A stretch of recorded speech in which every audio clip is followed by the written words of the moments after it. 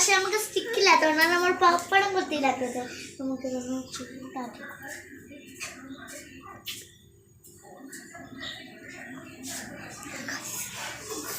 നമുക്ക് ഇതൊന്ന് കഴിച്ചോക്കാം.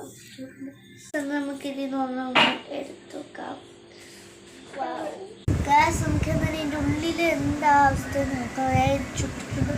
വാ ഗസ് നമ്മൾ